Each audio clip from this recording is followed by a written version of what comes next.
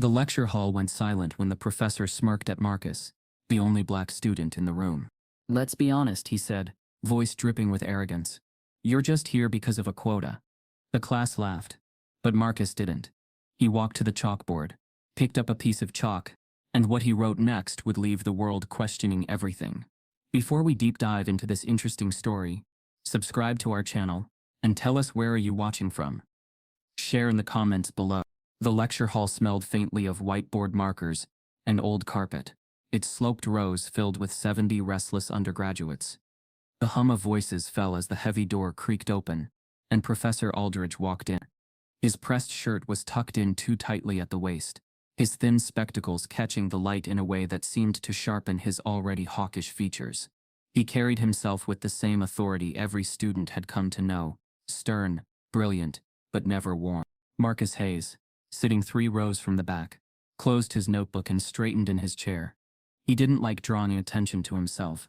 That was the point of sitting back here, to observe, to listen, to remain unnoticed. But the professor's eyes had a way of scanning the room like a spotlight, and Marcus could already feel the heat of judgment sweeping over him. "Calculus," Professor Aldridge began, his voice crisp, "the foundation of higher mathematics. The bridge between what you think you know and the truths you never imagined." He turned to the board, scrawling symbols so quickly that chalk dust bloomed in small clouds around his hand. The sound of scribbling filled the hall as students rushed to keep up. Marcus's pen glided effortlessly, almost without pause. Numbers had always moved for him like music. He didn't have to fight to understand them. He only had to listen. But Aldridge's chalk stopped suddenly. He turned, his eyes landing squarely on Marcus. That pause carried weight, the kind that made the rest of the room glance back to see who the professor had chosen. "You," Aldridge said, pointing the chalk like a spear. "Marcus, isn't it?" The room shifted. A couple of students smirked already, sensing something entertaining about to unfold.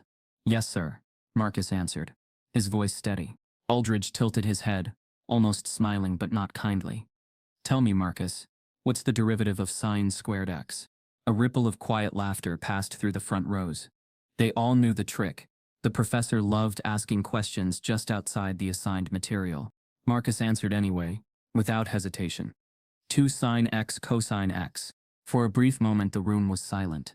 He was right, and too quick about it. Aldridge's smirk didn't fade though. In fact, it deepened. "Ah," Aldridge said, pacing slowly. "So you've memorized a few identities. Impressive." He drew out the word like it left a bitter taste. "But tell me, Marcus, do you actually understand it, or are you just here because admissions needed another diversity quota filled?" The laughter this time was louder, sharper. Someone in the back whispered, "Damn," while another muttered, "That's cold." Marcus's chest tightened. His pen hovered above the page, unmoving. He forced himself to breathe evenly, though his ears rang with heat. He wanted to say something, but the right words knotted in his throat. He began. But Aldridge cut him off with a raised hand. No, don't strain yourself. It's just a question." His tone carried the exact opposite of its words. It wasn't a question, it was a statement dressed as one. A declaration that Marcus didn't belong here, at least not in the professor's eyes. The rest of the lecture passed in a blur. Aldridge resumed his chalkboard dance, but Marcus hardly heard him. Every scribble of chalk seemed to underline the humiliation.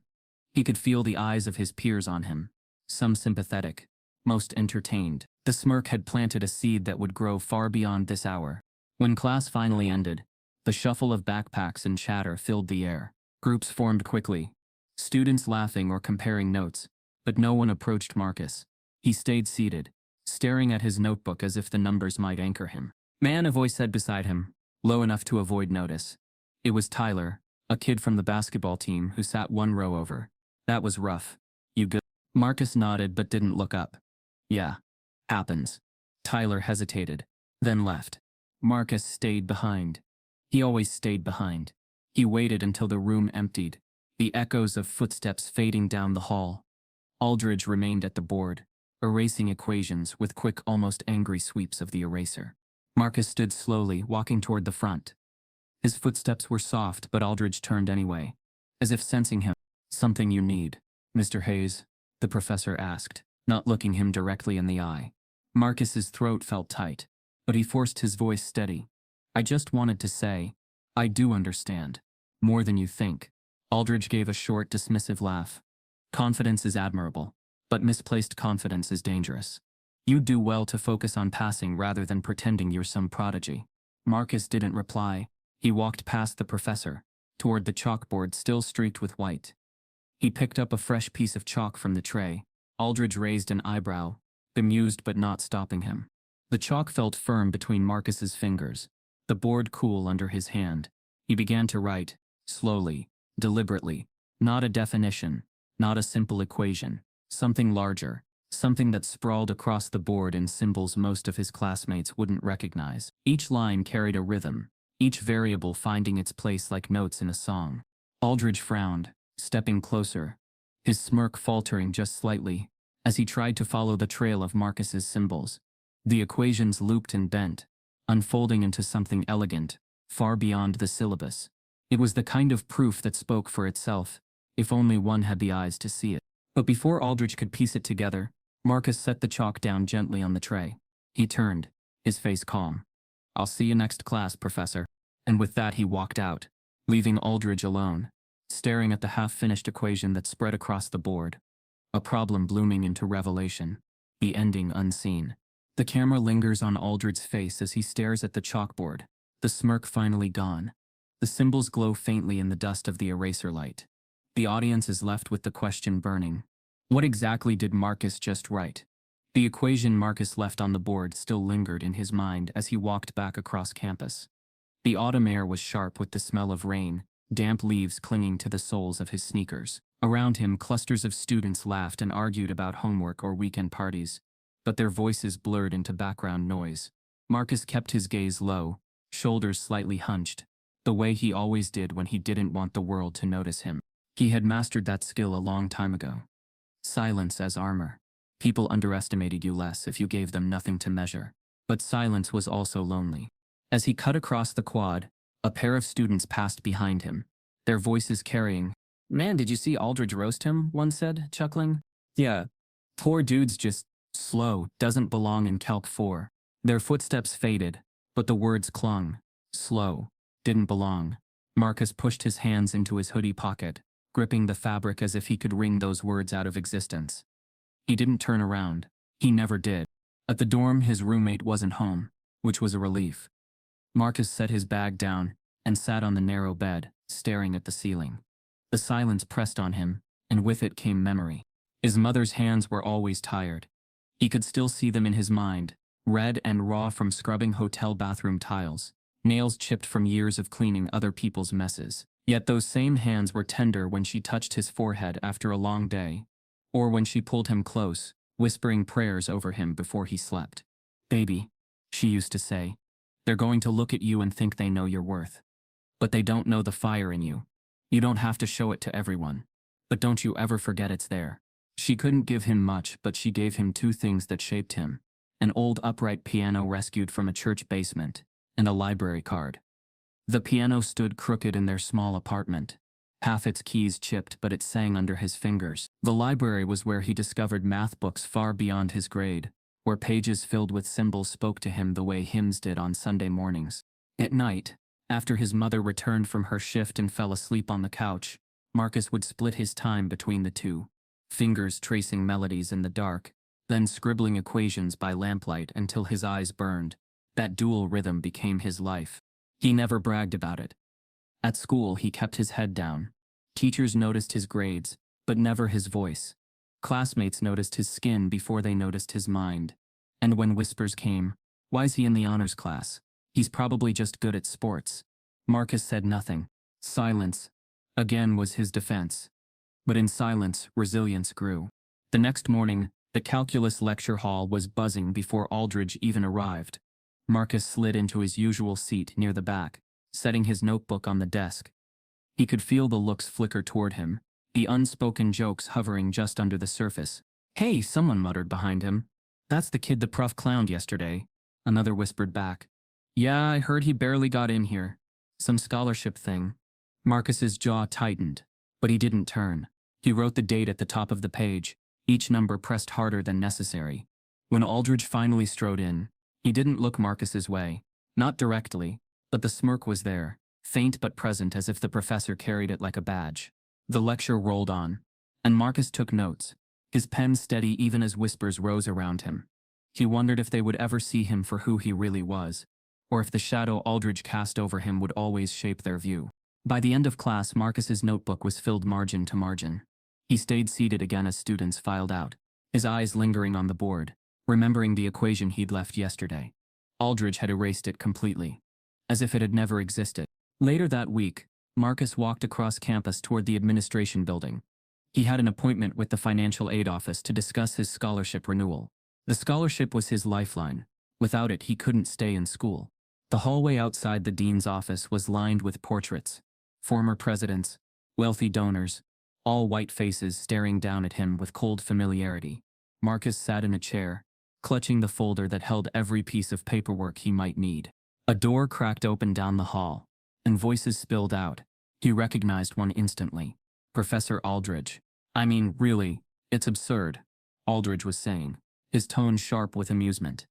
"The boy couldn't possibly keep up at this level. I give it a semester before he fails out. These quota systems are doing more harm than good." Another voice chuckled in agreement. The dean. "You may be right. Still, appearances matter. Diversity looks good on the brochure." Their laughter echoed in the hallway, bouncing off the polished floors.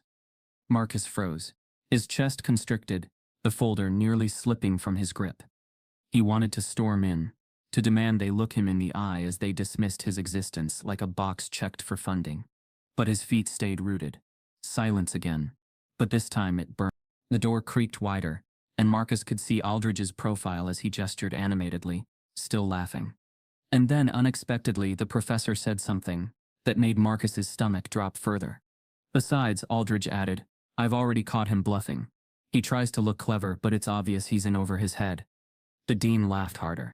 Marcus's pulse thundered in his ears. Bluffing? Was that what Aldridge thought of the proof he left on the board?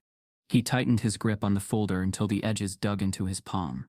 What Marcus didn't know yet, what the audience would soon discover, was that someone else had been standing inside that office during the conversation.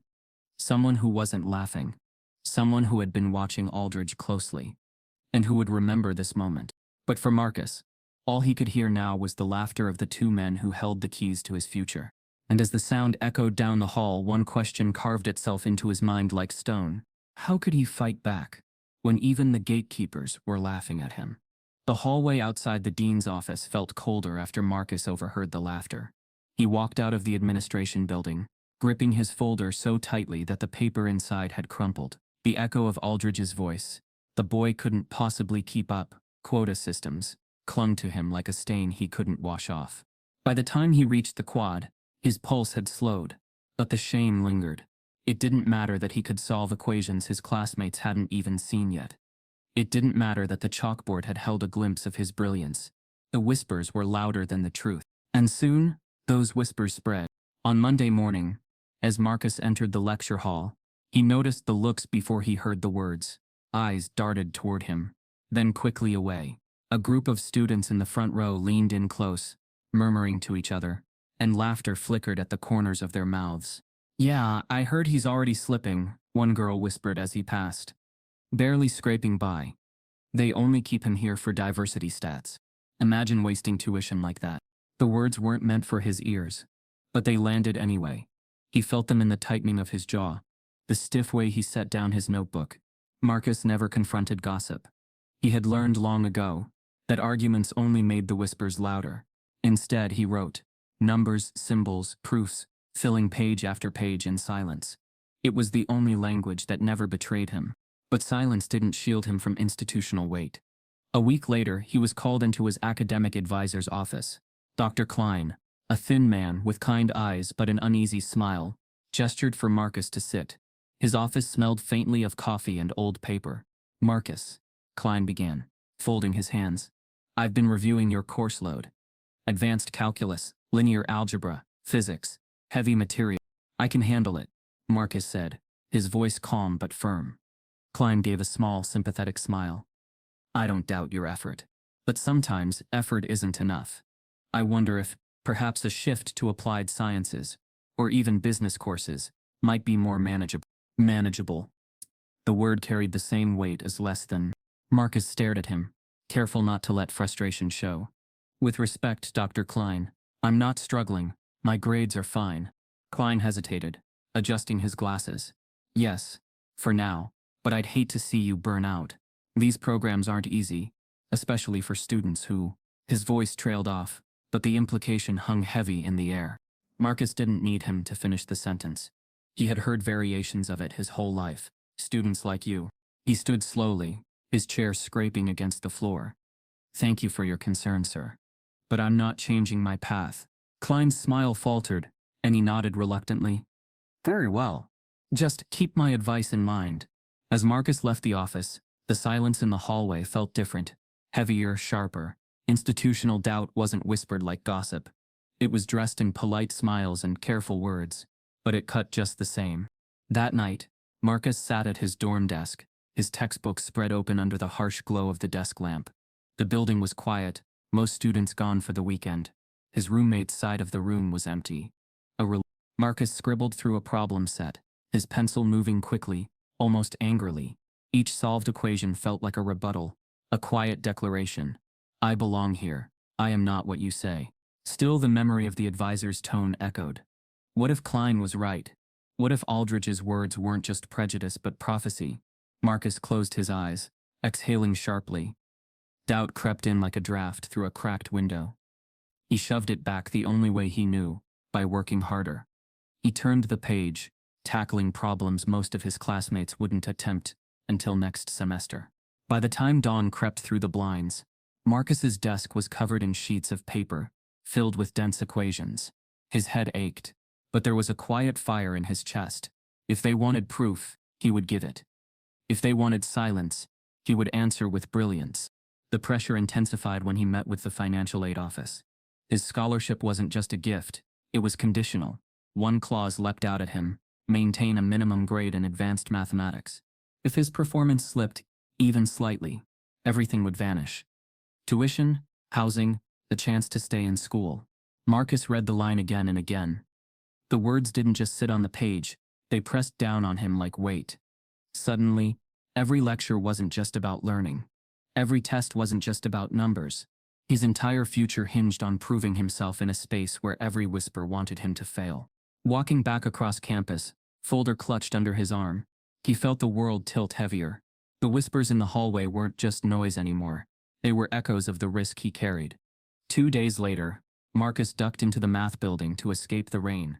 The corridor smelled faintly of chalk and old wood, bulletin boards cluttered with flyers. His hoodie dripped water onto the linoleum. As he shook off the chill, he slowed as one flyer caught his eye. Bright red letters stretched across the page. Statewide Collegiate Mathematics Competition. Beneath it, smaller print. Open to all undergraduates. Test your limits. Showcase your brilliance. Marcus stared at it, rainwater dripping onto the floor around him. $25,000. More than enough to secure his tuition for the next year. More than enough to silence every whisper, if he could prove himself on that stage. But there was something else in his chest as he read those words. Fear. Competitions weren't fair. He knew that. Bias didn't vanish when judges looked at equations. Every smirk, every doubt, every whispered assumption could follow him there too. Still, the fire in him stirred. He could almost hear his mother's voice, soft but steady. Don't you forget the fire in you. He reached out, tearing the flyer gently from the board. The paper felt rough in his hand, edges curling from weeks of tacks. For the first time in days, a hint of determination flickered behind his eyes. What Marcus didn't yet realize was that this competition wouldn't just be about math. It would pull him into a stage where prejudice and brilliance would collide in front of everyone. As he folded the flyer and slipped it into his pocket, one thought burned clearer than any equation. This was his chance, maybe his only chance, to prove them all wrong. Marcus kept the flyer folded in his pocket, like a secret. It became something he touched throughout the day, between classes, at meals, even late at night when the dorm went quiet. Each time his fingers brushed the crinkled paper, the same question gnawed at him. Am I really ready for this? At first he told himself it was just an idea, nothing more. He had enough on his plate: Aldridge's smirks, the whispers in the lecture hall, the fragile thread of his scholarship. Entering a competition that drew the sharpest minds from across the state seemed reckless. But reckless was better than invisible. And $25,000 wasn't just a prize, it was survival. The registration process was simple. Marcus filled out the form online late one night, the glow of his laptop the only light in the room. When he clicked submit, he felt a rush of adrenaline, and then fear. The confirmation email sat in his inbox like a ticking clock. Preparation consumed him. Every spare hour became another problem set, another proof, another practice exam pulled from old archives he found buried in the library database. His desk was a war zone of papers, highlighters, and notebooks stacked like barricades. Nights blurred into mornings. He fell asleep hunched over his desk more often than in bed. His fingers cramped from writing. His eyes burned from reading proofs until the symbols seemed to float off the page. But in that exhaustion, something steady grew. A quiet certainty. For the first time, Marcus wasn't just studying for grades or to silence whispers. He was studying for himself. Of course, word spread. Nothing stayed secret on campus for long. By the end of the week, the whispers had a new angle. Did you hear? Hayes signed up for the state math competition. You're kidding. He's gonna embarrass himself. Bold move. Guess he wants to prove he's not failing after all. The comments stung, but Marcus forced himself to keep walking past them. Every insult only pushed him harder into his books. One afternoon, as he scribbled equations in the library, a shadow fell across his desk. He looked up to see Ryan Porter, one of Aldridge's favorite students. Ryan was tall, blonde, always neatly dressed, the kind of student professors held up as the future of academia. So it's true, Ryan said, smirking. You actually entered the competition. Marcus closed his notebook halfway, keeping his voice even. Yeah. Ryan shook his head with mock sympathy. Man, I almost feel bad for you. Do you have any idea who's competing? I've been prepping for months with a private coach. You think you're gonna roll in from the back of the class and beat us? Marcus didn't answer. Ryan leaned closer, lowering his voice. You're gonna make a fool of yourself. And when you do, don't say nobody warned you. He walked away, leaving Marcus staring at the closed notebook. His stomach churned, but his jaw set harder. The sabotage came 3 nights later. Marcus returned to his dorm, after a late study session in the library. His notes, usually stacked neatly on his desk, were scattered across the floor. At first he thought maybe his roommate had bumped them by accident, but as he gathered the papers, his pulse quickened. Entire pages were missing. Whole sections of his carefully worked out practice proofs were gone. He flipped through every notebook, every folder. The same gaps stared back at him. Entire problem sets vanished. Panic rose in his chest. Those notes weren't just scribbles. They were weeks of work, ideas he had developed late at night, that no textbook could replicate. He sat heavily on the bed, his hands trembling. His roommate wasn't back yet. The door had been unlocked. Anyone could have come in. Ryan's smirk flashed through his mind. Marcus swallowed hard, pressing his palms against his eyes. Rage threatened to spill over, but he forced it down. Anger wouldn't bring the pages back. So he did the only thing he could. He started again. That night, and the night after, Marcus rebuilt his work from memory. Every missing equation became another late hour, another pot of coffee, another night of scribbling, until dawn broke. His body begged for sleep, but his determination sharpened. If they wanted to break him, they would fail. The week of the competition arrived. Flyers covered the campus, announcing the event like a festival. The brightest minds in the state. One stage, one champion. Students buzzed with excitement, though not for Marcus's sake. In the cafeteria, he overheard 2 students at the next table. Can you imagine if Hayes actually wins? One said, laughing. The other snorted. Please. He'll be lucky if he finishes the first round. Marcus picked at his food, pretending not to hear, but his chest burned. He wondered how many people would show up not to cheer for him, but to watch him fall. The night before the competition, Marcus sat at the old upright piano in the corner of the student chapel. He had discovered it during his first semester, and it became a refuge when the noise of campus life grew too loud. His fingers moved gently over the keys, playing the hymn his mother used to hum while cooking dinner. The notes carried softly through the empty chapel, grounding him in a way numbers couldn't. As he played, he thought of her hands raw from work, her voice steady in prayer. He thought of the words she repeated so often. Don't you forget the fire in you. The fire flickered brighter. Marcus closed his eyes, letting the final chord fade. Tomorrow he would walk into that room, Not just as the student they mocked, but as the son of a woman who gave everything so he could be here. Competition morning arrived crisp and cold.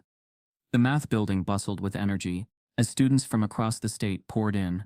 Some in suits, others in hoodies like Marcus, clutching binders and calculators. The auditorium had been transformed into an arena.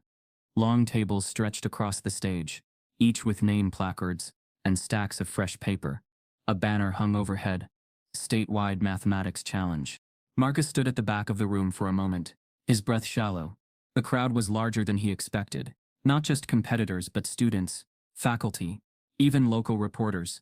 The hum of voices swelled, some excited, others skeptical. "Is that Hayes?" Someone whispered. "Yeah, the diversity kid. This should be good." Marcus's stomach tightened, but he stepped forward anyway. His sneakers squeaked softly on the polished floor as he walked toward his table. Ryan sat 2 seats away, leaning back casually in his chair. When he saw Marcus, he smirked and gave a slow clap, as if mocking his courage for showing up. "Didn't think he'd actually come," Ryan said under his breath. Marcus set down his notebook, his expression calm but unreadable. Inside, his pulse thundered. The announcer's voice boomed over the microphone, calling the competitors to take their seats. The room hushed, anticipation thick in the air. Marcus sat down, his hand brushing the folded flyer still tucked in his pocket. The judge raised a hand, signaling the start. And as the first problem flashed across the screen, Marcus looked up, into a room filled not with support but with hostility waiting for him to stumble. The auditorium lights dimmed as the first problem appeared on the screen above the stage. A hush spread across the crowd, the kind of silence that hummed with anticipation. Marcus felt the weight of dozens of eyes pressing down on him. Some curious, many doubtful, a few already amused. The problem was brutal. Even at a glance, Marcus could see that. A multi-layered integral combined with a trigonometric transformation, the kind of puzzle meant to rattle competitors at the very start. He heard faint murmurs ripple across the tables as students bent over their paper, pens scratching in frantic bursts. Marcus exhaled, steadying himself. The room faded for a moment. The whispers, the hostility, even Ryan's smirk. 2 seats away. All that remained was the problem. Symbols unfolded before him, like a language he had always known. His pencil moved quickly, not with desperation but with certainty. Step after step, the integral bent into shape, the functions aligning like gears in a clock. Where others scribbled and crossed out, Marcus's page filled with clean, precise lines.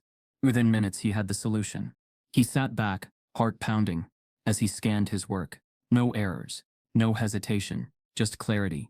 He looked up, and for the first time he noticed that the judges at the front table were already watching him. One of them leaned toward the others, whispering. Marcus glanced sideways. Ryan was still buried in his notes, his jaw clenched, his pen tapping nervously. Around the room, other competitors hunched over, struggling. Marcus was done, far ahead of the rest. The realization sent a shock through him. For so long he had been silent, underestimated, dismissed. Now in this room, his silence had transformed into speed, into precision, into proof. The first round ended with a bell. Papers were collected, and murmurs rose as competitors exchanged nervous looks. Marcus kept his gaze forward. He didn't need validation from his peers, but he couldn't ignore the shifting energy in the room. People had noted. The second round began, a geometry proof infamous for twisting even advanced students in knots. Gasps erupted as the problem flashed on the screen. Marcus leaned forward, gripping his pencil. His mind moved faster than his hand, visualizing shapes folding into one another, angles revealing themselves like hidden doorways. He wrote furiously, filling the page with elegant steps that cascaded toward the conclusion. Again, his solution came quickly. Not rushed, precise. He finished long before the bell. This time, the whispers weren't mocking. They were astonished.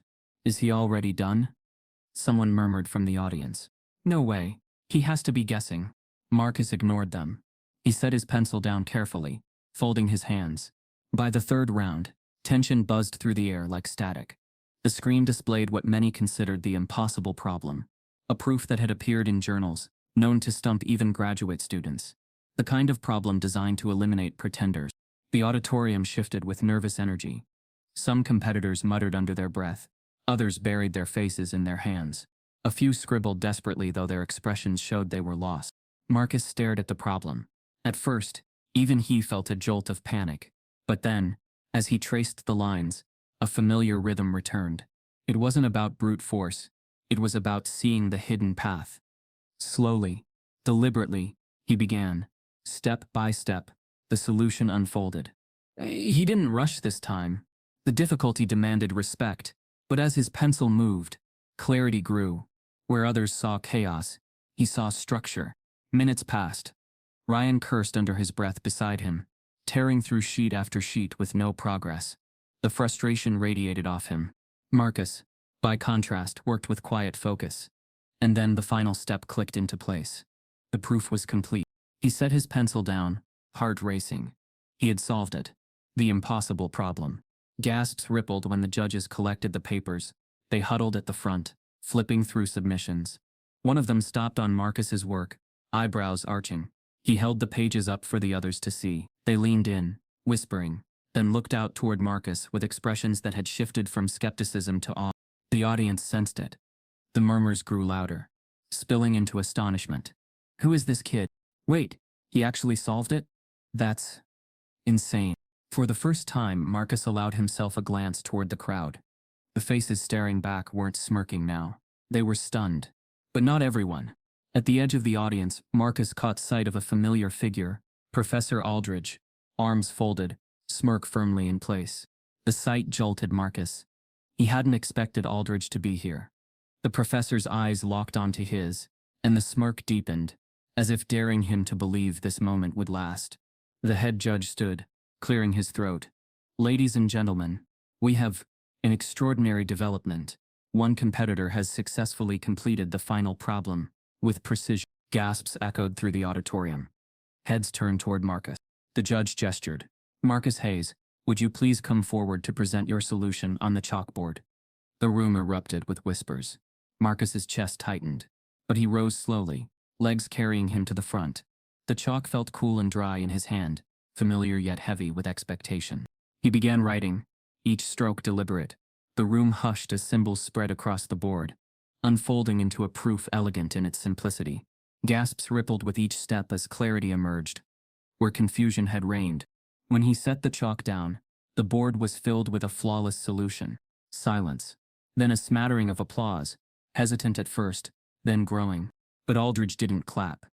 He stepped forward from the audience, voice sharp. Impressive theatrics, Aldridge said, but brilliance is meaningless if it's dishonest. How do we know he didn't memorize this proof ahead of time? Perhaps he stumbled upon it somewhere online. Academic fraud is not uncommon. The applause faltered.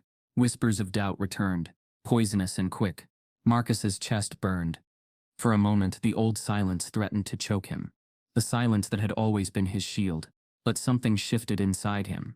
He remembered the flyer in his pocket, the nights without sleep, the whispers in the hallway. He remembered his mother's hands, raw but steady, and for the first time, he refused silence. He turned to Aldridge, his voice steady and clear. Professor, if you doubt me, I invite you to recheck my solution. Every line, right here, right now. The room gasped. Aldridge froze, smirk flickering for the first time. The challenge hung in the air, daring him to step forward, daring him to face the truth on the board. And the audience leaned in, breathless, waiting to see what would happen next. The auditorium felt frozen in time. Chalk dust hung in the air, drifting lazily under the stage lights. As Marcus's challenge echoed through the room, recheck my solution.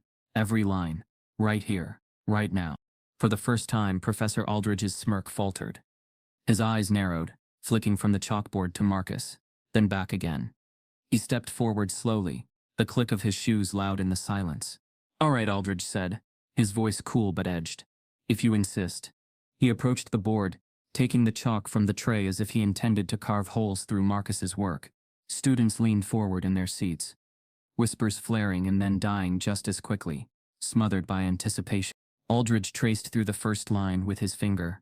His expression remained neutral. The second line still correct. The third, seamless. Each step flowed into the next with precision. The professor's brow furrowed slightly, but he pressed on, scanning for mistakes, for any sign of weakness. But there were none. By the time he reached the final step, the silence was absolute. The solution was flawless. Aldridge stepped back, chalk still in hand, his jaw tightening. He opened his mouth, but nothing came out. The audience reacted before he could. Gasps rippled through the crowd, followed by murmurs of astonishment. Students who had laughed at Marcus days earlier now stared wide-eyed, their whispers carrying a different tone. Wait, it's perfect. He solved it faster than anyone. I thought he was failing. For the first time, Marcus felt the weight of their stares, not as dismissal, but as recognition. It was intoxicating and terrifying. But Aldridge wasn't finished. He cleared his throat, forcing a return of his composure. Perhaps, he said slowly, the solution is correct. But I must raise the question, how did he come by it so quickly? This problem is well documented in certain circles. It's entirely possible he memorized it. Or worse, that he had access to the competition questions beforehand. The words sliced through the air. Doubt spread instantly. Heads turned back toward Marcus, eyes narrowing. The murmurs shifted again, sharp with suspicion. Cheated? Maybe that's how. Wouldn't surprise me. Marcus's chest burned. He had expected resistance, but not this. Not in front of everyone, when his work had finally spoken louder than the whispers. He clenched his fists at his sides, forcing himself to breathe evenly. I didn't cheat, Marcus said, his voice clear. I studied. I worked. I solved it because I could. Aldridge tilted his head, the smirk creeping back. A convenient defense. Before the poison could spread further, one of the judges stood. She was an older woman with sharp eyes and silver hair pulled into a bun. Her voice cut through the murmurs with surprising authority. Professor Aldridge, she said firmly, I have reviewed Mr. Hayes's solution myself. Every step is not only correct, but elegant. His approach is not the kind of thing one memorizes. It demonstrates genuine understanding, deeper than what we typically see. Even at this level, gasps fluttered again. The tide shifted. The murmurs softened, replaced with tentative applause. The judge turned to Marcus. Young man, your work speaks for itself. You've done something remarkable here today. Marcus swallowed hard, gratitude tightening his throat. He gave a small nod. Aldridge's face darkened, but he said nothing. His smirk had evaporated completely. The rest of the competition was a formality. No one could match Marcus's performance. By the end, the judges announced his name as the winner, their voices ringing across the auditorium. Applause erupted, hesitant at first, then swelling into genuine cheers. Marcus stood on the stage, the prize certificate in his hand, the banner overhead declaring him champion. For a moment, the years of whispers, the smirks, the doubts faded under the sound of clapping. But not all the faces in the audience were smiling. Some students applauded stiffly, their expressions tight. Others whispered behind their hands, their eyes lingering on Marcus with skepticism. And Aldridge, standing in the corner, did not clap at all. His stare was cold, calculating, as if already plotting his next move. After the ceremony, the crowd spilled into the hallway. Reporters snapped photos. Students crowded around Marcus, some offering congratulations, others merely gawking. Dude, that was insane, one said. Never seen anything like it. You really showed them.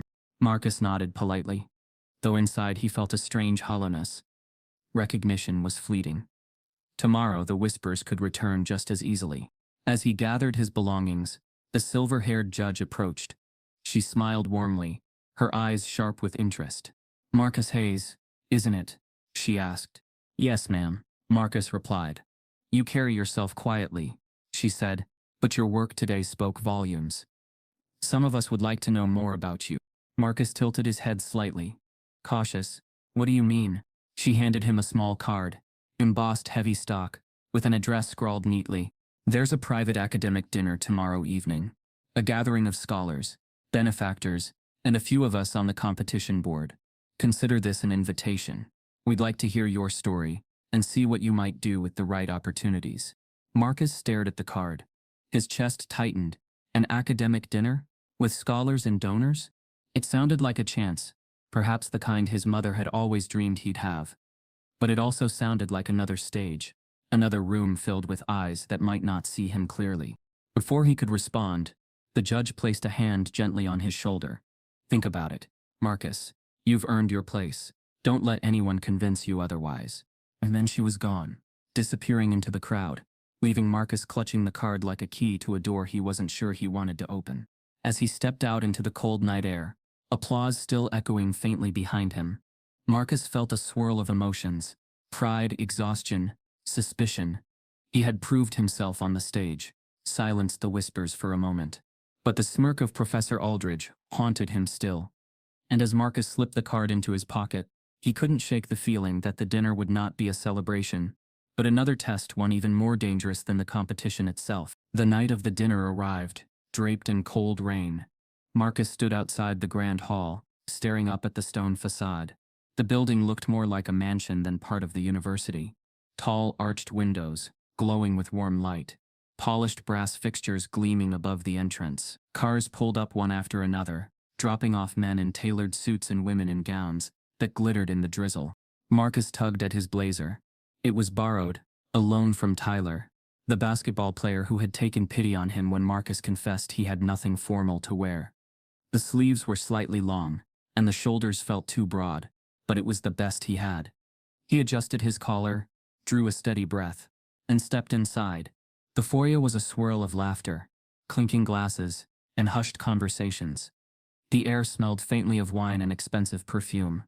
Waiters in black uniforms glided between clusters of guests, balancing silver trays of hors d'oeuvres. Marcus felt every eye on him as he entered. Some glanced his way and dismissed him immediately. Others held their gaze a fraction too long, as if curious how he had found his way in. The silver-haired judge from the competition approached, her smile warm. "Marcus, I'm glad you came. Let me introduce you to some colleagues." She led him into the crowd, names and titles blurred in his ears. Professors from Ivy League schools, benefactors who funded scholarships, CEOs who sat on academic boards. Each handshake felt like a test. "Ah, so this is the young man who solved the unsolvable," one professor said, adjusting his glasses. His smile didn't reach his eyes. Another chuckled softly. "Remarkable. And where did you say you're from again? A public school, was it?" Marcus nodded politely. His silence seemed to please them. At the dinner table, long and gleaming under crystal chandeliers, Marcus found himself seated near the center. A dozen conversations overlapped, the silverware clinking against fine china. He tried to focus on the food, but every comment seemed pointed, every question layered. "So, Marcus," one man said, his tie a deep maroon, "what do your parents do?" Marcus hesitated, then answered honestly. "My mother worked as a hotel maid." The man's eyebrows rose before he masked his reaction with a polite nod. "I see. And your father?" "I never knew him." A silence lingered, heavy and awkward, before the man changed the subject. Across the table, another guest leaned in. "It's impressive you've come so far, given your background. Shows resilience." The words were meant as praise, but the tone carried something else. Surprise that he had made it at all. Marcus forced a smile, though his chest tightened. Each comment was a reminder. To them, his presence was the anomaly. As the courses rolled out, roasted duck truffle risotto, plates too fine for him to pronounce, the microaggressions sharpened. "Do you play basketball too?" one man asked with a chuckle. "Where did you learn your math?" "YouTube?" another quipped. "You must be the first in your family to sit at a table like this." Each question dripped with the same message. "You don't belong here," Marcus answered politely, keeping his tone even. But inside he felt the same heat as in Aldridge's classroom, the same sting as the whispers in the hallway. No matter what he achieved, they wanted to remind him of his place. And then came the voice that cut deeper than the rest. From the head of the table, a woman in a sparkling navy gown leaned forward. She was older, elegant, her diamonds catching the chandelier light. Everyone seemed to defer to her, a billionaire benefactor, whose donations kept entire departments afloat. "So," she said, her tone dripping with amusement, "this is the boy genius I've been hearing about." Marcus looked up. Her smile was sharp, more smirk than warmth. "Yes, ma'am," he said quietly. She tilted her head, studying him like a curiosity. "Tell me, Marcus, did you ever imagine you'd sit in a room like this? From what I've heard, you are the janitor's kid, aren't you?" The table went still. Marcus froze. The words sliced deeper than anything yet. He opened his mouth, but nothing came. His throat tightened. His chest burned. Around the table, a few guests shifted uncomfortably, but no one spoke up. The woman laughed lightly, as if it were a harmless joke. "Oh, don't look so stricken. It's remarkable. Really." A story worth telling. Rags to, well, not riches, but at least relevance. Marcus forced a breath, steadying himself. He wanted to respond, but he knew anything he said would be twisted, dismissed. Silence became his shield once more. But the woman wasn't finished. Her eyes flicked toward the corner of the room, where a polished grand piano gleamed beneath the chandelier. "You know," she said, her voice carrying. "My late husband used to say true genius reveals itself in more than one form. Music, mathematics, art, it's all connected." She pointed a manicured finger toward the piano. "Tell you what, Marcus, if you can play that piano, maybe you belong here after all." The words hung in the air like a gauntlet thrown. Gasps rippled around the table. Some laughed quietly. Others exchanged uneasy glances. Marcus's heart thudded in his chest. The woman leaned back in her chair, sipping her wine with satisfaction. "Well, do you play, or was your brilliance only for show?" The room waited, breathless. Marcus's hands clenched in his lap, his pulse roaring in his ears. Memories of his mother's chipped piano filled his mind. The late nights at the church, the hymns he played in silence. This wasn't just a request. It was another test, another stage where failure would confirm every whisper about him. And as Marcus rose slowly from his chair, every eye followed him, waiting to see if the janitor's son would stumble under the weight of the challenge. Marcus's footsteps echoed softly against the marble floor as he moved toward the piano. Every eye in the room followed, the laughter and clinking glasses falling into silence. The grand instrument gleamed under the chandelier, its black lacquered surface polished so carefully it reflected the light like water. He felt the weight of the moment pressing down on him, heavier than the competition stage, heavier than Aldridge's smirk. Here in this hall of wealth and influence, he wasn't just Marcus Hayes, the math competitor. He was a test, a spectacle. The billionaire woman leaned back in her chair, her smirk cutting across the room. "Go on then," she said, her voice carrying. "Show us." Marcus slid onto the bench, his hands hovering above the keys. His fingers trembled slightly, not from lack of skill, but from the pressure of dozens of gazes boring into him. He swallowed, his chest tight, his breath uneven. For a moment, he stared at the keys, their black and white rows, stretching endlessly. He hadn't touched a piano this fine in his life. The chipped, uneven instrument in his mother's apartment felt like another world away. And then memory pulled him back. He was 8 years old again, sitting cross-legged on the worn carpet while his mother dusted the second-hand piano they had rescued from the church basement. The instrument leaned slightly to the left, some keys stuck, but to Marcus it was magic. "Baby," she said, her voice soft, "music's just numbers dressed up pretty. You don't have to read notes to understand it, just listen." She placed his small hands on the keys. "Try this." Her fingers guided his, pressing a simple chord. The sound was uneven, but she smiled like it was the sweetest melody in the world. "See?" she whispered. "It's all patterns, just like your math books. The trick is to feel them." Night after night, she hummed hymns as Marcus experimented with chords, teaching himself by ear. Sometimes she sang softly while folding laundry, her voice cracked from exhaustion but steady in tune. Marcus followed her hums, turning them into music. When she grew too tired to stand, she would rest her hand on his shoulder as he played, closing her eyes with a weary smile. "Keep going, baby," she'd whisper. "One day the world will hear you." Back in the grand hall, Marcus blinked away the memory. His fingers rested on the keys now, trembling less. The murmurs of the audience faded from his mind. He pressed down gently, a single note ringing out pure and clear. Then another, then a chord. The sound filled the room, soft at first, then stronger. He began to play, not with sheet music, not with rehearsed performance. He played the hymns his mother had taught him, weaving them into a melody both familiar and new. The notes flowed like water, rising and falling in waves, each chord carrying the weight of memory, love and loss. The room stilled. Forks paused halfway to mouths. Conversations died mid-sentence. Even the waiters froze, their trays suspended as the music swelled. Marcus's hands moved with confidence now, his body leaning into the rhythm. The melody rose higher, filling the hall with warmth, then dipped into a minor key, carrying sorrow like a shadow under the beauty. It was not polished perfection. It was raw, alive, undeniable. At the table, guests exchanged glances, their earlier smirks fading. A professor who had quizzed Marcus condescendingly only hours earlier now stared, his lips parted in astonishment.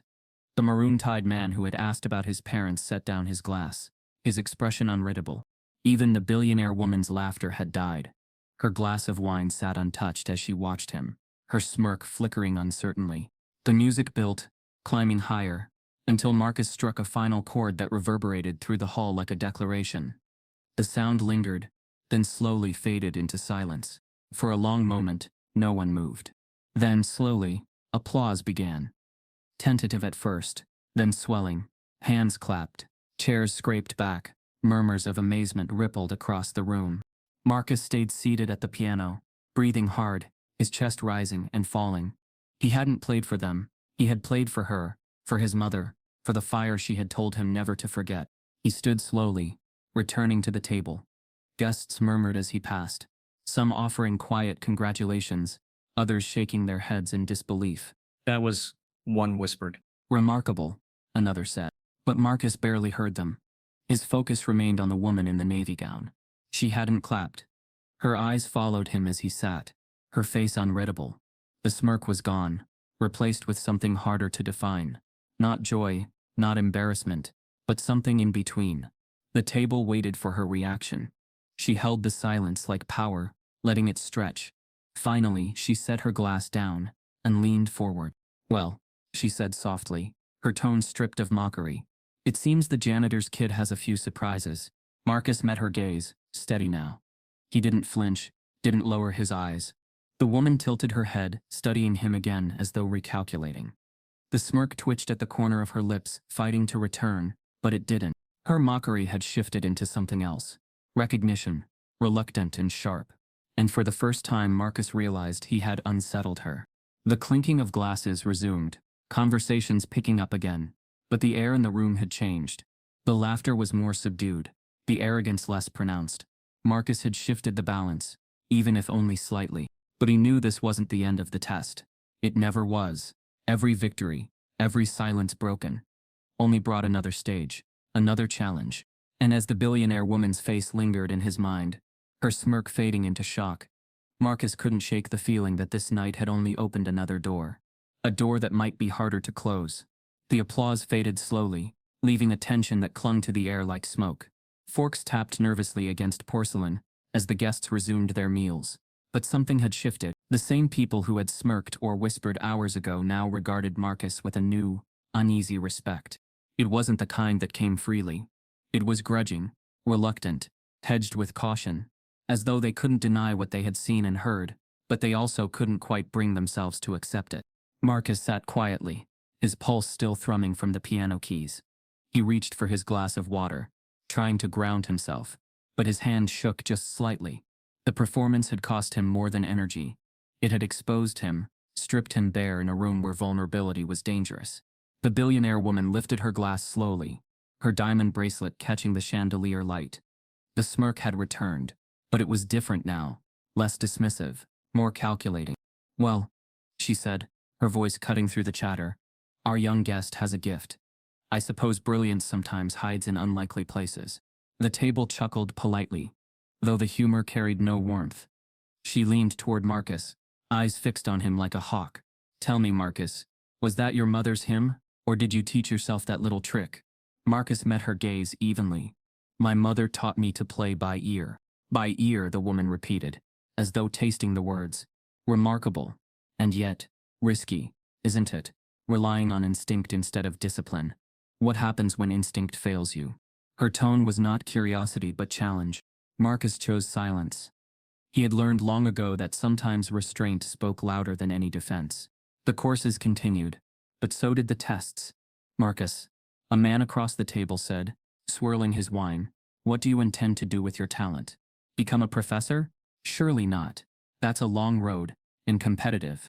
Another leaned in. "Yes, and this field requires more than clever tricks. Endurance, politics, patience. Are you prepared for that?" The questions were framed as interest, but each dripped with doubt. Each sought to remind him that he was an outsider, a guest who had wandered into the wrong room. Marcus responded calmly, careful with each word. "I want to contribute to mathematics. Wherever that path leads, I'll follow it." They nodded, but their smirks betrayed them. They didn't believe him. They wanted him to stumble, to shrink under their scrutiny. Then the billionaire spoke again, louder this time, pulling the attention of the entire table. You play music. You solve impossible math. You move between worlds most of us couldn't imagine. She sipped her wine slowly, eyes never leaving Marcus. That makes you valuable. And dangerous. The room stilled. She set her glass down, her diamonds clinking faintly against the crystal. If you can play like this every time, if you can keep proving you're not just a one-night wonder, I'll make you mine. The words rippled across the table, shocking in their bluntness. Marcus stiffened. His heart pounded, though his expression remained controlled. Make you mine. It wasn't an offer. It was ownership. A leash disguised as opportunity. Guests exchanged glances. Some chuckled nervously. Others sipped their drinks, pretending not to notice the audacity of her words. Marcus spoke carefully. I appreciate your confidence, but I'm not here to be anyone's possession. The woman's smirk widened. Possession? No. Protégé, perhaps. A young man like you could go far, if the right people open the right doors. Her tone dripped with implication. Without us, you're nothing. Marcus sat back, his jaw tight. The absurdity of her words wasn't just offensive. It was dangerous. She wasn't testing his skill anymore. She was testing his humanity, measuring how much dignity he would surrender for access.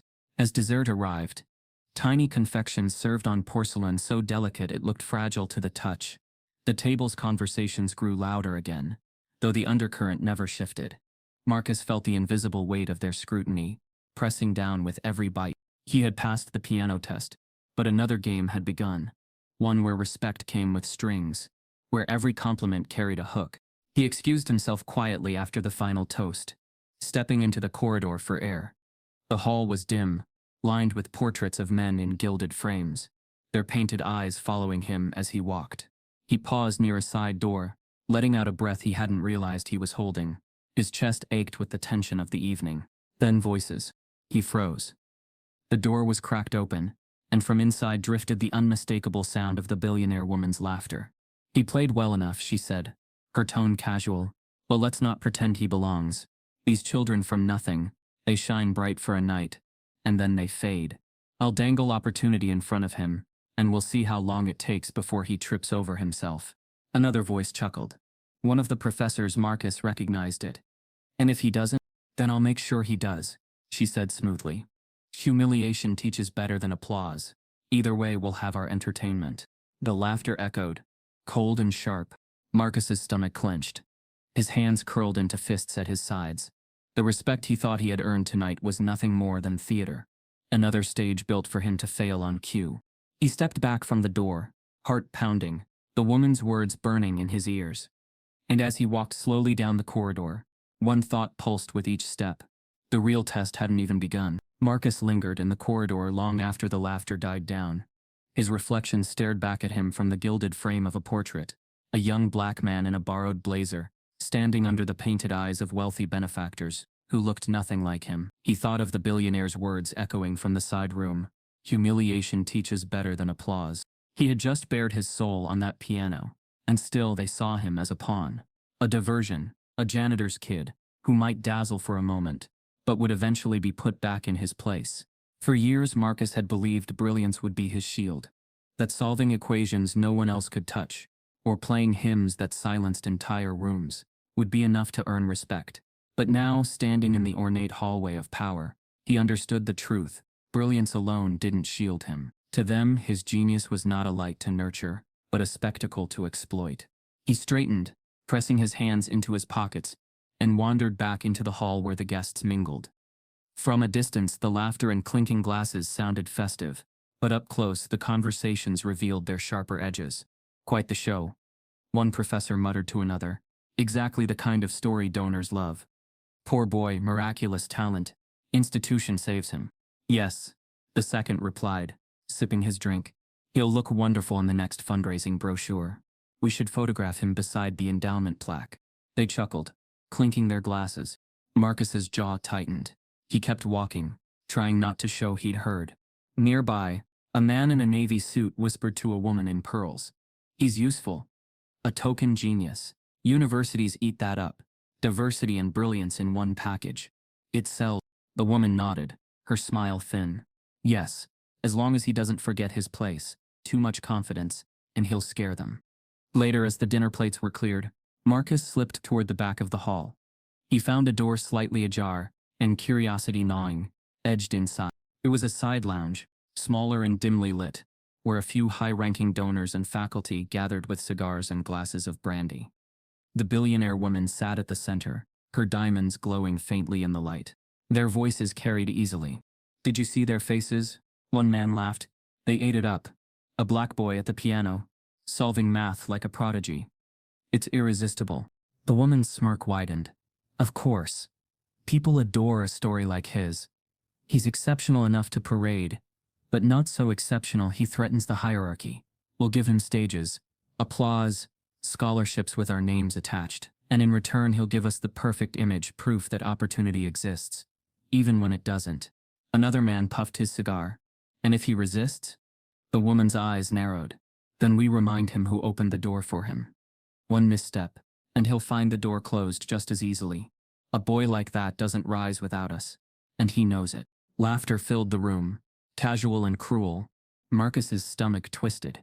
Their respect wasn't real. It was a leash. They didn't want his mind. They wanted his image, his story packaged neatly for their benefit. A pawn they could move at will, then discard once the applause faded. He stepped back into the hallway, his chest heavy, his mind racing. For the first time that evening, doubt pressed in hard. What was the point of all the nights without sleep? The notebooks full of proofs, the melodies born from chipped keys and weary prayers. What was the point of winning if the prize was just another cage? Freedom, that was the real test.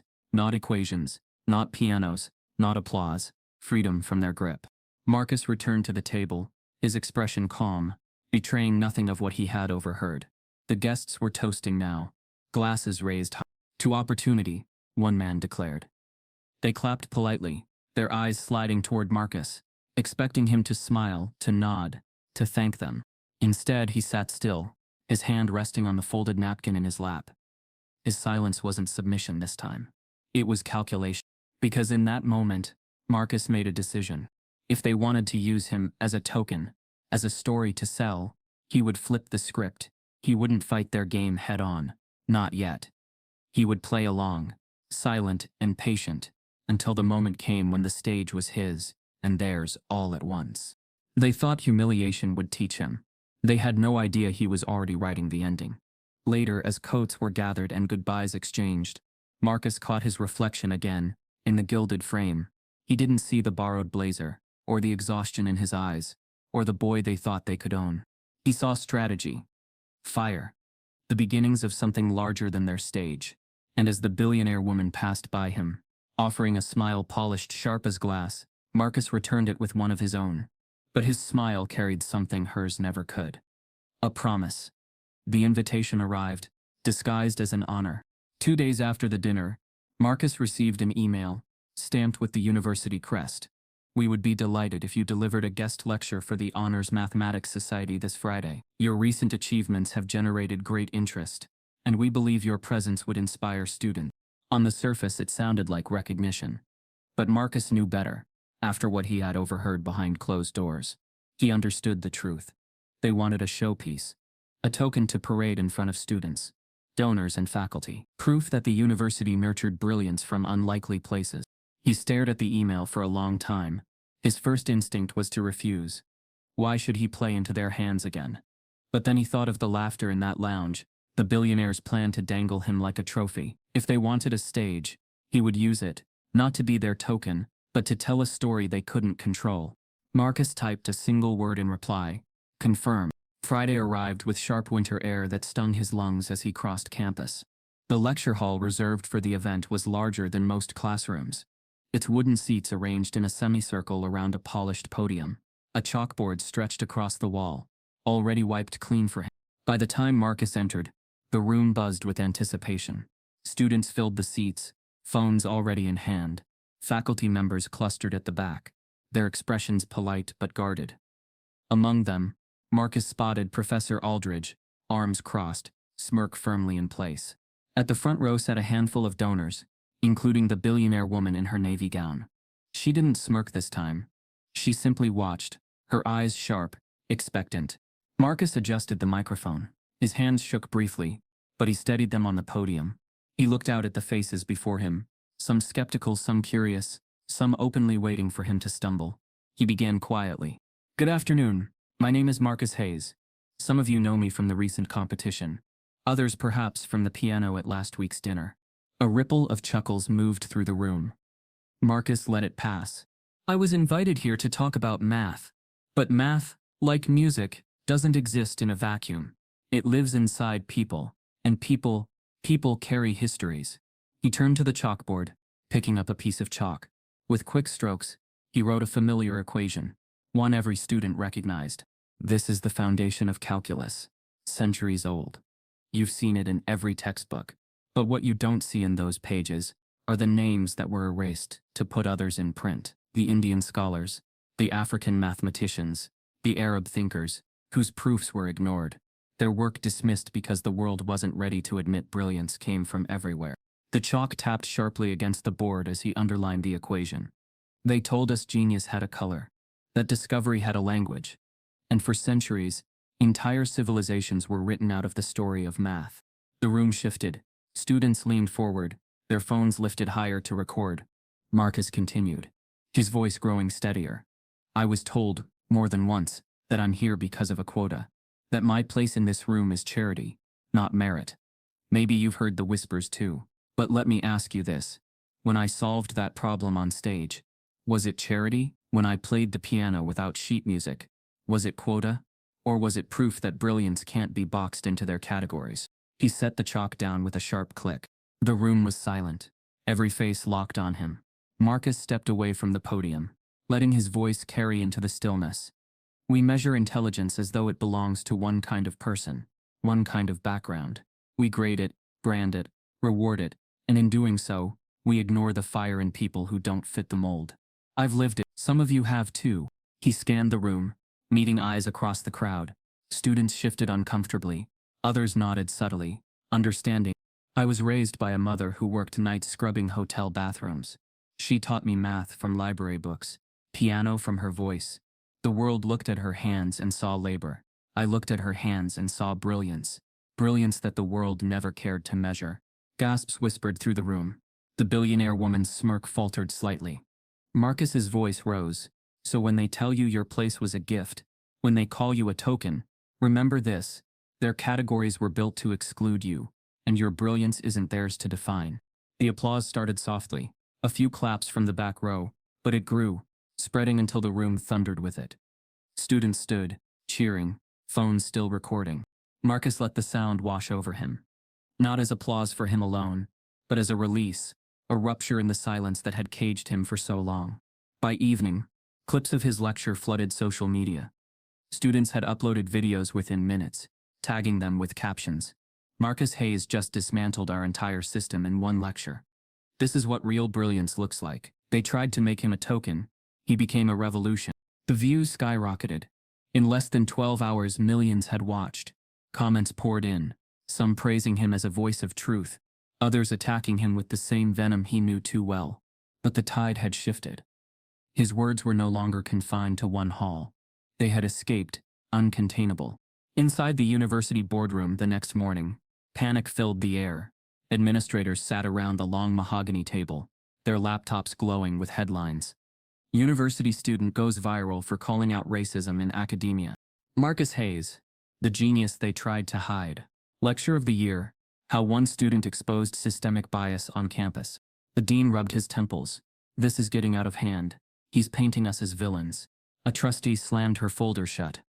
We can't afford this kind of publicity. Donors will start asking questions. Another leaned forward, voice sharp. We gave him a stage, and he used it to attack us. If we don't control the narrative, we'll look complicit. From the corner, Professor Aldridge spoke, his smirk faint but sharp. Then perhaps it's time we remind Mr. Hayes where his future lies. Scholarships, opportunities, recommendations, all of it depends on us. If he insists on biting the hand that feeds him, we can close the door.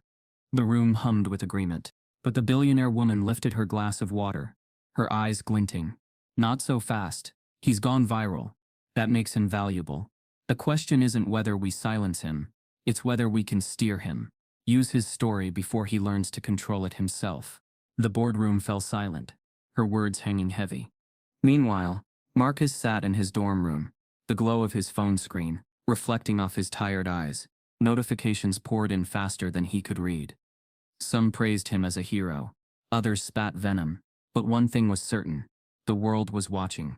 And in the quiet between pings, Marcus felt the fire steady within him. He had lit a fuse. The board would scramble, the donors would scheme. But for the first time, the story wasn't theirs to write. It was his. By Monday morning, Marcus's name was everywhere.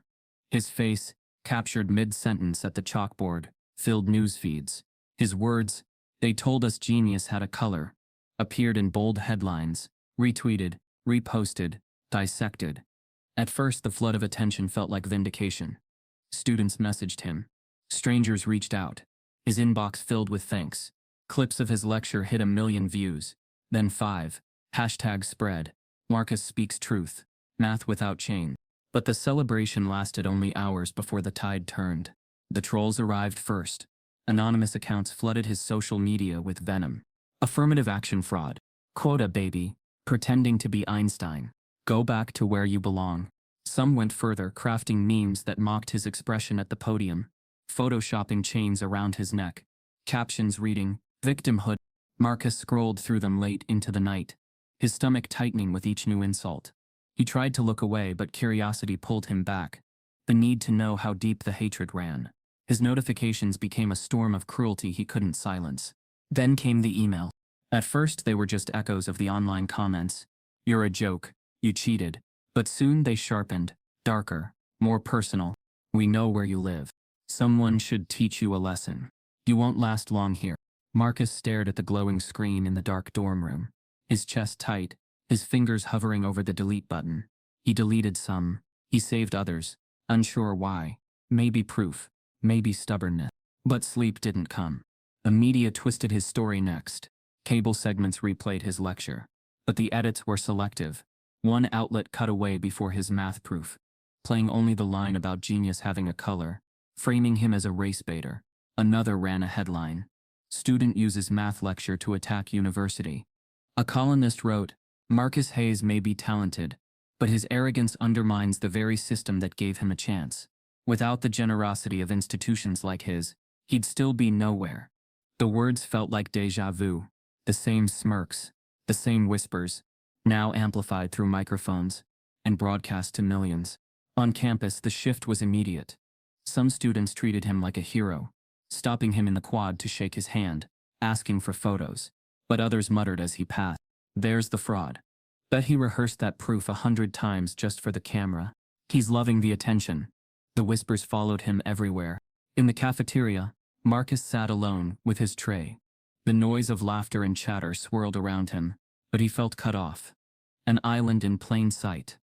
A group at the next table spoke just loud enough for him to hear. "He's only famous because he played the race card." Yeah. If a white kid gave that lecture, nobody would care. Marcus gripped his fork tighter, staring at his food without eating. His chest burned, but he said nothing. Silence again, not as protection, but as survival. That evening, he returned to his dorm to find an envelope slipped under his door. No name, no return address. He picked it up cautiously, heart pounding, and tore it open. Inside was a single sheet of paper, scrawled in messy black ink. "Leave before it's too late." His stomach dropped. He looked around the empty hallway, every shadow suddenly sharper. He locked the door quickly, his hands trembling. The note lay on his desk like a curse. He sat staring at it, the memory of his mother's voice whispering, "They'll look at you and think they know your worth. But don't you forget the fire." But the fire felt small tonight. 2 days later, the dean summoned him. The office smelled of leather and polish, the walls lined with awards and framed photos. "Marcus," the dean began, his voice heavy with faux concern. "Your lecture stirred conversation, passion, certainly, but also division. We're receiving complaints. Alumni are upset. Donors are uneasy." Marcus sat stiffly. "Because I told the truth?" The dean sighed. "Because you made the university look complicit. And when that happens, Marcus, everyone suffers. Not just us. You too." Marcus clenched his fists in his lap. Are you saying my scholarship is at risk? The dean didn't answer directly. He only folded his hands and leaned forward. Be careful how you proceed. Fame fades quickly. But reputations, those last. Marcus walked out, the warning ringing louder than the trolls ever had. That night, Marcus sat at the piano in the chapel, his fingers resting on the keys but unmoving.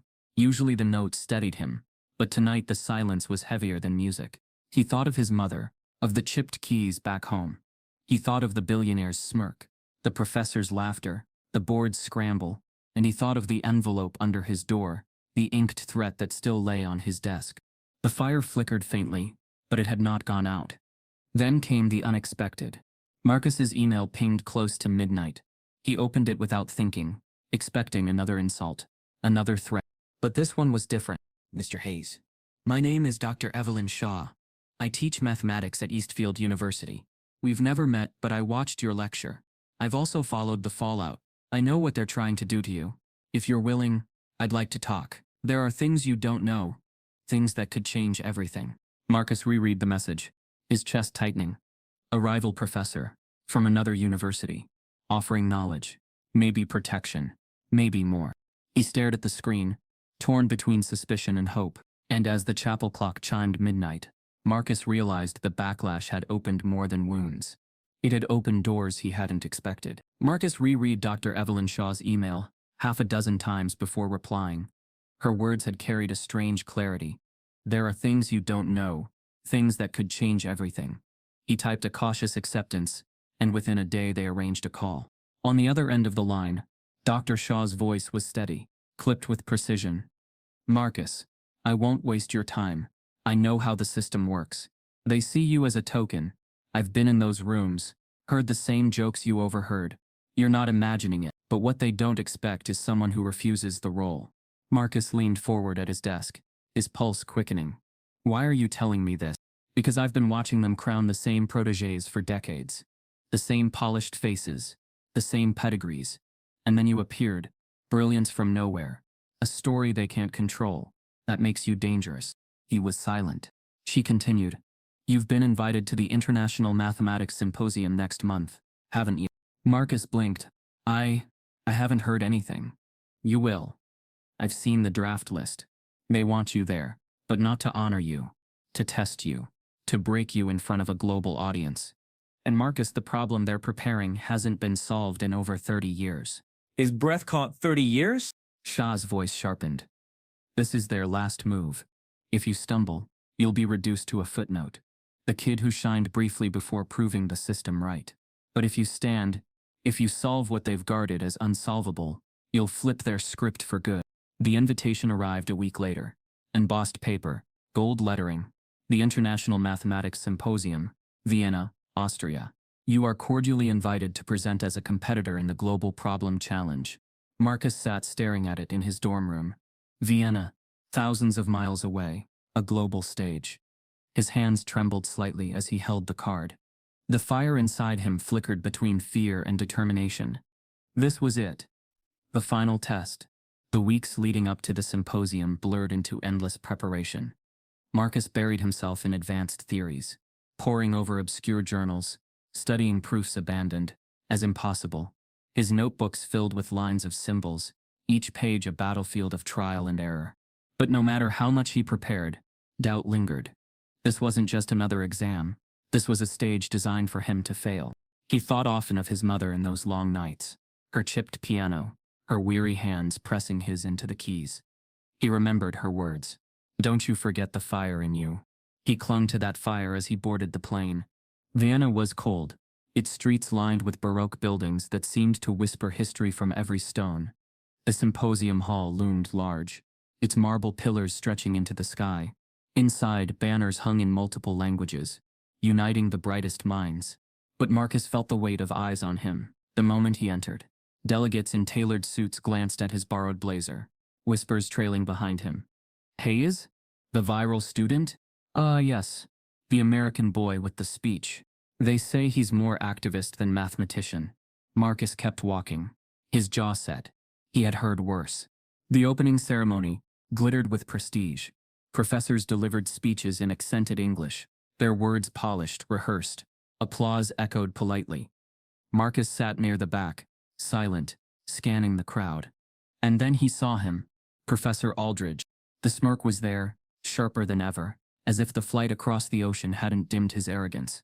He stood among a cluster of faculty, laughing quietly, his eyes flicking toward Marcus with deliberate malice. Marcus's chest tightened. Of course Aldridge was here. This wasn't coincidence. It was design. Aldridge had followed him across an ocean to witness, maybe even orchestrate his fall. The next day, the Global Problem Challenge began. The hall filled with cameras, reporters, and students. The stage gleamed under the lights. Chalkboards stretched across its length. Each competitor was called forward one by one, given a problem to solve under the gaze of hundreds. Marcus's name was announced last, representing the United States. Marcus Hayes. Applause filled the hall, some genuine, most polite. Marcus walked onto the stage, his palms damp, his chest heavy. He stood before the board, chalk in hand. Wait. The judge spoke. Mr. Hayes, your problem is as follows. The screen lit up with symbols, dense, sprawling, intimidating. Gasps rippled through the crowd. Even seasoned mathematicians leaned forward, whispering. Marcus's stomach dropped. He recognized fragments of the equation. It was the problem Dr. Shaw had warned him about, the one unsolved for 3 decades. The judge's voice rang out. You have 90 minutes. The room went silent, the weight of expectation suffocating. From the corner of his eye, Marcus saw Aldridge, arms crossed, smirk wide, eyes gleaming with anticipation. This was it. The trap. The stage set for him to crumble. Marcus stared at the board, the chalk trembling slightly in his hand. His heart pounded so loudly it drowned out the silence of the room. For the first time in years, the fire inside him flickered dangerously low. He thought of the trolls calling him a fraud, the emails telling him to leave, the billionaire's smirk as she promised humiliation. He thought of his mother, her voice steady even when her hands trembled with exhaustion. And slowly, the fire returned.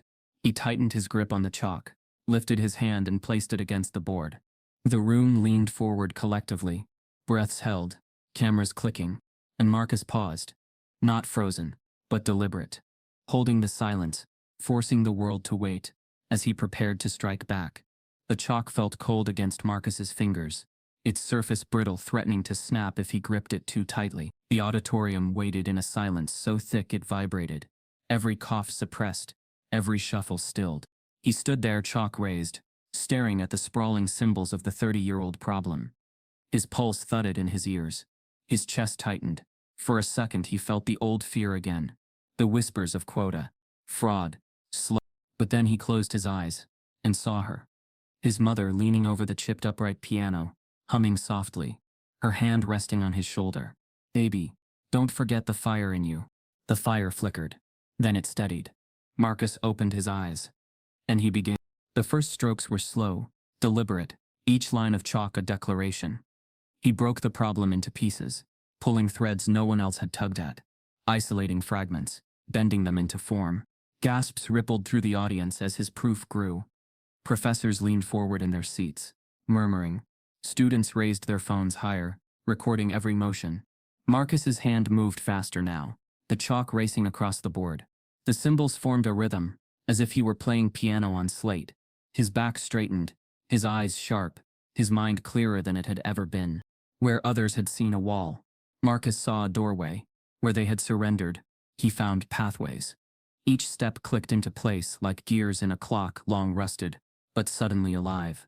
The board filled with white dust, his blazer smudged with chalk. He didn't notice.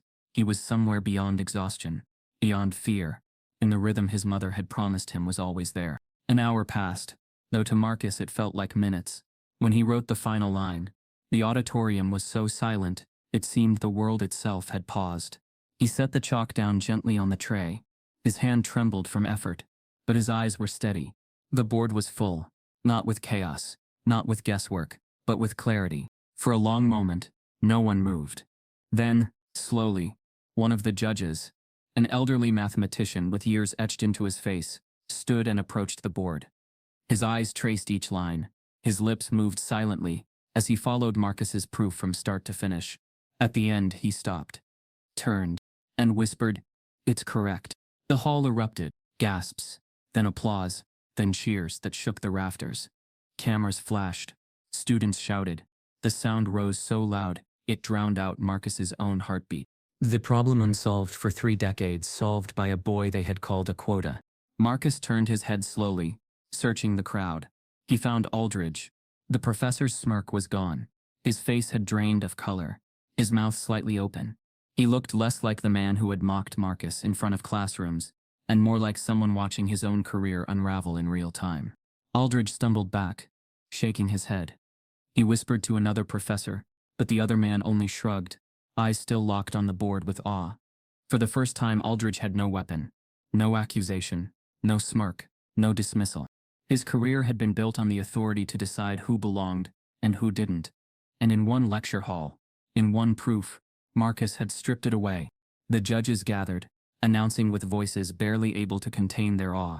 Marcus Hayes has achieved what no competitor has in 30 years. This solution will be recorded in the annals of mathematical history. Reporters surged forward. Cameras crowded the stage. Microphones extended toward Marcus, their red lights blinking. "Marcus, how did you do it? Where did you train? What does this mean for the future of mathematics?" Marcus answered simply, his voice calm. "I studied, I worked, I listened, and I remembered the fire my mother gave me." The hall roared again. By evening, the headlines had spread worldwide. American student solves 30-year mathematical mystery. Marcus Hayes, from quota to genius. History made at the International Symposium. Emails flooded in. Invitations from universities across the globe. Professorship offers, research grants, fellowships. Institutions that had once ignored him now begged for his brilliance. Marcus sat in his hotel room, staring at the flood of opportunities. His laptop screen glowed with names he had only read in textbooks, now offering to fly him anywhere, to give him titles, to attach their prestige to his name. He should have felt triumph, vindication, and part of him did, but another part felt unsettled, because he knew what these offers really meant. They didn't just want his mind, they wanted his story, the boy genius who defied the odds, packaged neatly for their brochures, their conferences, their donors. He thought of the billionaire woman's words. "If you can play like this every time, I'll make you mine." Now the world was saying the same thing. That night, Marcus walked the streets of Vienna, the cold air sharp in his lungs. The city glowed with lights, its cobblestones slick with rain. He passed cafes where laughter spilled into the night, past bookshops with windows fogged from warmth. But his mind wasn't on Vienna. It was on his mother. He imagined her sitting at their chipped piano, humming softly, telling him not to forget the fire. She hadn't scrubbed floors and bent her back so he could become someone else's token on a grander stage. He stopped in front of a small church, its doors cracked open. Inside, faint organ music drifted. He stood there for a long moment, listening, before turning back into the night. The next morning, the symposium board convened a press conference. Cameras flashed as Marcus was called forward. The world waited for his announcement, where he would go, what he would choose, whose institution would claim him. Reporters leaned forward. Professors whispered. Aldridge sat in the corner, hollow-eyed, waiting for a final blow. Marcus approached the podium, his hands steady on the microphone. He looked out over the sea of faces, the same faces that once doubted, mocked, dismissed him. And he smiled, just slightly. "My solution belongs to the world," he said. "Not to any one institution, not to any one board. I will share it freely, for every student, every mind, everywhere." Gasps rippled through the room. Professors exchanged shocked glances. Reporters scrambled to write. Aldridge closed his eyes, as though the final nail had been driven into his coffin. And Marcus, standing under the lights, felt the fire in him blaze brighter than it ever had. But then, with the world watching, he added, "And as for me, I'm not making the choice you expect." The cameras clicked frantically. Murmurs rose like thunder. Marcus stepped back from the podium, leaving the question hanging in the air, unanswered. The roar of Vienna still echoed online, headlines still blazed with Marcus's name, and universities still crowded his inbox with offers. But as the plane descended back onto American soil, Marcus felt none of the triumph they expected. What he wanted was silence. Not the silence of humiliation, not the silence of whispers in hallways, but the silence of memory, of his mother's voice humming hymns in their small apartment. 2 days later, Marcus boarded a bus that wound its way through his old neighborhood. The buildings leaned tired against each other, their paint peeling, their bricks chipped. The sidewalks were cracked, but familiar. It was here that his fire had first been kindled, not in lecture halls or symposium stages, but in late nights lit only by a dim lamp and his mother's tired prayers. He stepped off the bus and walked the familiar block to the church. The church stood weathered but proud, its white paint faded, its doors scarred by time. The bell tower rose into a gray sky, the same one that had watched over his childhood. Marcus pushed open the door. Inside, the air smelled of wood polish and old hymnals. Stained glass windows colored the pews in fractured reds and blues. And there, in the corner where the choir once gathered, sat the upright piano, chipped, leaning keys yellowed with age. His chest tightened. Memories flooded in. His mother's voice, her hand guiding his, her laughter when he pressed the wrong notes, her sigh when exhaustion pulled her under. But she still whispered, "Keep going, baby." He walked slowly to the piano, brushing dust from its lid. His reflection stared back faintly in its surface, older now, hardened, but still carrying the boy who once sat here with hope burning brighter than circumstance. He sat on the bench. His fingers hovered above the keys, trembling slightly, just as they had in Vienna.